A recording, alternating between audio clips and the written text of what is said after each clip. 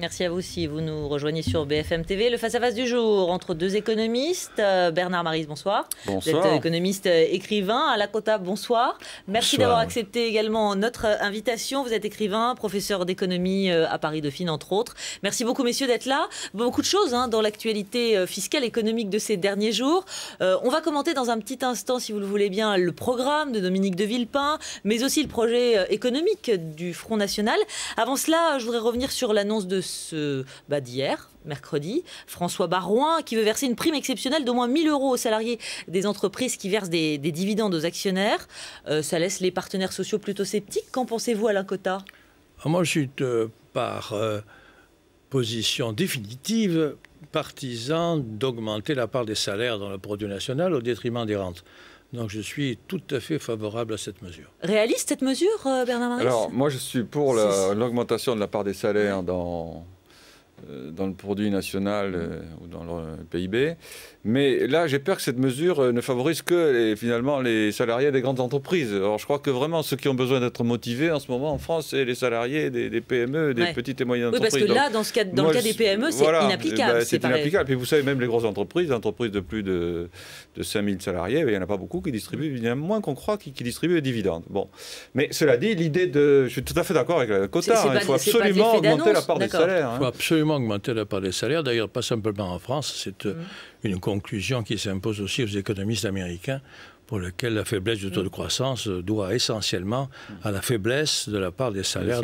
J'ajoute d'ailleurs, il y a quelque chose de très curieux, c'est que la baisse des salaires dans le produit national a été provoquée, organisée par un gouvernement socialiste, ce qui est quand même tout à fait curieux. De triste mémoire. Tout à fait curieux. Alors un autre aspect de cette réforme fiscale de l'exécutif, la fin du bouclier fiscal, tellement vanté par Nicolas Sarkozy en son temps, c'est 700 millions d'euros par an, l'allègement de l'ISF également annoncé. C'est pas le grand soir fiscal qu'on attendait, franchement, Bernard? Non, mais c'est... Bon, moi, le truc de bouclier fiscal, je trouvais ça un peu stupide. Ouais. Moi, personnellement, je suis contre l'ISF. Donc, pour un type de gauche, vous allez dire c'est assez bizarre, mais je pense que c'est un impôt qui coûte cher, très cher à collecter, et qui, finalement, le rapport, si vous voulez, qualité-prix à ce type d'impôt. Mais je pense, par contre, qu'il faut augmenter certains impôts, et notamment les taxer les rentes, ça, c'est absolument certain. Il y a une très bonne mesure dans l'ISF, c'est le fait qu'on puisse défiscaliser l'ISF en réinvestissant dans des entreprises. Encore, faudrait-il peut-être un peu mieux cibler, c'est-à-dire vraiment aller vers des PME productives, etc., et pas aller vers des fonds d'investissement qui ensuite font n'importe quoi avec ça. Ou dans les assurances vie. Ou dans les assurances vie, exactement. Ouais. Mais sinon, c'est pas vraiment une mauvaise mesure. Bon, il n'a pas osé supprimer l'ISF, bien sûr. Alain Cota, pareil, il n'est pas allé au bout. Non, là, il n'y a pas de débat entre nous, comme d'ailleurs dans de nombreux domaines. Non, sur le bouclier fiscal, reste quand même la concurrence européenne, et donc le fait que nous soyons à peu près les seuls à pratiquer ce type de fiscalité qui a indiscutablement provoqué le départ d'un certain nombre de grandes fortunes françaises, d'une part. Et d'autre part, sur l'ISF, c'est une demi-mesure, mais exonérer 200 000 personnes parmi les moins payantes, je ne vois pas l'inconvénient. Justement, la fuite comme ça des grosses fortunes, les sportifs, les grands patrons, etc. Du coup, là, il nous parle de l'exit tax, qui taxerait donc ceux qui vendraient leur entreprise en France, qui partiraient vivre avec cet argent à l'étranger. C'est une idée qui vient des États-Unis, je crois, non? Non, c'est une idée qui vient des États-Unis. Enfin, je crois qu'il ne faut pas discuter simplement de la mesure, mais c'est une mesure qui s'intègre ou qui fait partie ou qui, à mon avis, est le début d'un retour à un certain protectionnisme financier. Qu'on le veuille ou non, aucune mesure fiscale ne résiste à la mobilité mondiale des fortunes et des revenus. Donc je crois qu'un jour on mettra en cause l'organisation financière du monde à l'heure actuelle. Une nouvelle poursuite contre les riches, Bernard Maris? Les riches, le capital, c'est comme un chevreuil qui part au moins de bruit, disait Karl Marx. C'est-à-dire que, et puis le capital, il va chercher le travail. Bon, alors il va chercher le travail bon marché. Et ça, c'est comme ça, c'est la vie. Donc, il va falloir prendre des mesures pour faire en sorte que, si on veut que le capital fasse travailler les travailleurs français, il va falloir peut-être faire un petit protectionnisme ciblé, c'est sûr. Mais c'est sûr qu'il ne faut pas le faire fuir. Mais en même temps, il faut taxer la rente, parce qu'il y a deux types de capitaux. Il y a le type qui est assis, il y a un type qui est assis sur son derrière et qui profite effectivement d'intérêts, qui ne travaille plus. Et bon, celui-là, on peut le taxer. Et puis, il y a celui qui a envie d'investir, de faire profiter des...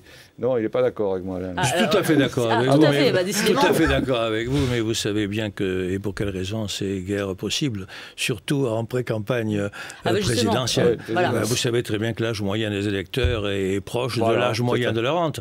Et de l'âge moyen de l'Assemblée nationale. Et l'âge moyen, non, plus. Ils sont presque de l'indépendance, désormais. Mais c'est pour ça, peut-être qu'ils prévoient aussi le financement de l'indépendance. Alors justement, on est à 13-14 mois de la présidentielle.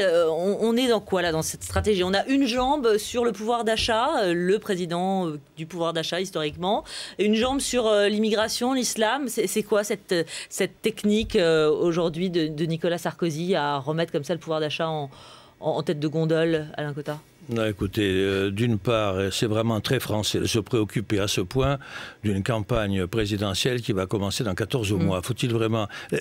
Enfin, comment dirais-je, le vice français pour la politique défavorable aux médias. Et ça explique que nous soyons ici. Mais en dehors de cet avantage certain, je n'en vois vraiment aucun. Vous savez que l'âge moyen des électeurs continue à augmenter. Il est maintenant de 56 ans, il sera de 58 un jour. C'est la raison pour laquelle aucun parti politique ne peut attaquer la rente. Deuxième remarque, et puis je lui passerai la parole, c'est cette raison pour laquelle je crois qu'il n'y aura guère de différence. Comme il n'y a jamais eu de guerre de différence entre le programme dit de droite et le programme dit de gauche, je dis bien dit. Il n'y aura de véritables programmes nouveaux qu'aux deux extrêmes, n'est-ce pas? Bon, alors on va voir ça. Mélenchon a un programme nouveau, il veut remplacer les entreprises par les coopératives. Ça, je trouve que c'est vrai. Et le Front National aussi a un programme nouveau. Et le Front National a un programme néo-keynésien, ce qui est aussi un paradoxe, alors, nous y reviendrons. On va venir juste un mot sur la technique Sarkozy, là, 13 mois, 14 mois de la présidentielle. Oui, enfin, je ne sais pas si c'est la bonne technique, mais c'est vrai qu'il a choisi de recentrer un peu le débat sur la France, l'identité, peut-être susciter quelques peurs, essayer de récupérer. Bon, tout ça, c'est de la mauvaise tactique, mais c'est vrai, je suis d'accord. C'est vrai qu'on a le sentiment que le Parti socialiste et le Parti UMP, c'est vraiment de la gestion fiscale à la marge. Oui, on n'a pas l'impression. Il y a des petits trucs, c'est vrai, mais on n'a pas l'impression que c'est. Bon, c'est vrai qu'il y a les emplois jeunes d'un côté, mais d'un autre côté, il y a des contrats qu'on veut préparer pour les jeunes, donc on n'a pas l'impression que ce soit radicalement différent. Alors allons vers ceux qui jouent la carte de la différence. Alain Cotta, c'est ce que vous disiez, vous parliez du Front National typiquement. Vous aviez rencontré Marine Le Pen en début d'année pour l'orienter peut-être sur le programme économique du parti. Vous l'avez revu depuis? Elle me demandait, très, très gentiment d'ailleurs, mon avis sur l'euro. Et là, nous sommes en faux désaccord parce que nous avons la même solution tous les deux. Mais ceci étant, non, je n'ai pas participé directement à la totalité de son programme. Je sais... je suis, vous le savez, pour la sortie de l'euro, pas à n'importe quel prix, de n'importe quelle façon, mais ce n'est qu'une partie de son programme. Mais quand elle dit 6 à 8 mois, elle, pour sortir de l'euro, c'est pas très réaliste, ça? Oui, tout est réaliste. Non, attendez, ça dépend dans quelles circonstances nous serons contraints. Moi, je suis certain que nous sortirons de l'euro. Reste à définir les modalités. Je pense que nous avons tous les deux le même choix sur les modalités que nous préférons. Vous êtes d'accord, Mme Maris? Non, je ne suis pas pour la sortie de l'euro. Non. Je suis... non, attention, la monnaie commune, c'est... Mais je suis pour pardon, la Grèce, l'Irlande.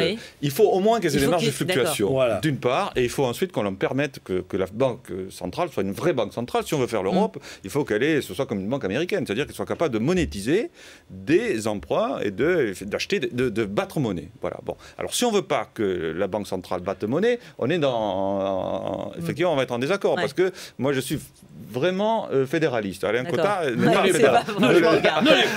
Alain Cotta n'est pas fédéraliste. Il ne l'a jamais été. Moi, je pense qu'il faut aller vers une fusion des fiscalités, vers des emprunts collectifs qui soient monétisés par la Banque centrale et vers une vraie banque centrale européenne à l'américaine. Et je suis... il n'est pas d'accord. Non, c'est utopique. Oui, parce qu'il pense que l'euro va éclater. Je pense qu'il y aura une restructuration des dettes. Moi, je ne suis pas sûr que l'euro éclate, mais je pense que les créanciers ne seront pas payés. Ils ne seront jamais payés. Les créanciers publics ne seront jamais payés. L'avenir nous le dira. Merci beaucoup, messieurs. C'est terminé. C'est toujours trop court, bien entendu. Merci à vous, Bernard Maris, Alain Cotta. Merci beaucoup d'être venus pour la première fois, je crois, sur ce plateau, d'avoir accepté. Voilà. Ça prouve que l'euro commence à être d'actualité. Merci, messieurs. Merci beaucoup. Tout de suite, la météo de Philippe Verdier, suivie du 20h, présenté par Thomas Soto. Nous, on se retrouve demain, même heure, même endroit. Bonne soirée à tous.